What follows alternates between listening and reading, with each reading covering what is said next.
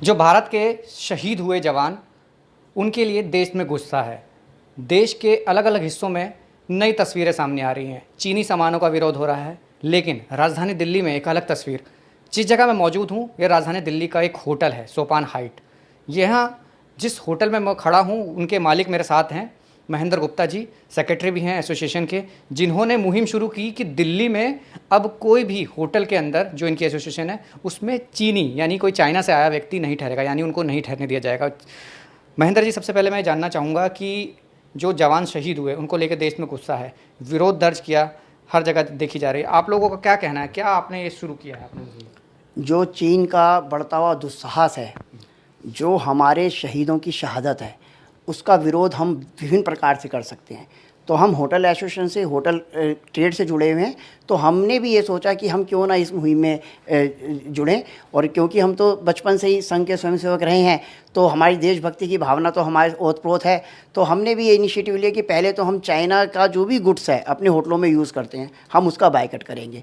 उससे एक कदम हमने परसों एसोसिएशन में अपना हमने विषय रखा, तो एसोसिएशन ने तहे दिल से इस चीज़ को स्वीकार किया कि हम आगे से चाइनीज़ जो भी टूरिस्ट आएगा, उसको अपने बजटरी होटलों में जगह स्टे करने के लिए उनको परमिशन नहीं देंगे। ये जिस तरीके से देखा जाता है कि जिस जगह मैं मौजूद हूँ, करोल बाग, यहाँ 80 से 90% जो विदेशी सैलानी वो आके रुकते हैं, क्योंकि कई जगह घूमना होता है। अगर उनको आपने बंद कर दिया तो कितना नुकसान सहेंगे, और जिस तरीके से आपने कोशिश की है, ये कितना आपको लगता है कि इस मुहिम को कहाँ तक लेके जाएंगे और कितने लोग इसमें सहयोग देंगे? देखिए, देश प्रेम से बड़ा कोई भी चीज़ नहीं है। पैसा तो मोमेंटरी चीज़ है, आती जाती रहती है, परंतु देशभक्ति जो शहादत बड़ी चीज़ है, जो सैनिकों ने करी है, जो उन्होंने चाइना ने जो कदम उठाया है, वो दुस्साहसपूर्ण है। हम उसका विरोध करेंगे, अपने तरीके से करेंगे। पैसा इमैटेरियल है। मैं ये जानना चाहूँगा, इससे पहले जो चाइना से लोग आते थे, वो रुकते थे इन इलाकों में, आपके होटलों में रुके थे, आप अब उनको नहीं रुकने देंगे, यानी आप लोगों ने बहिष्कार कर दिया उनका?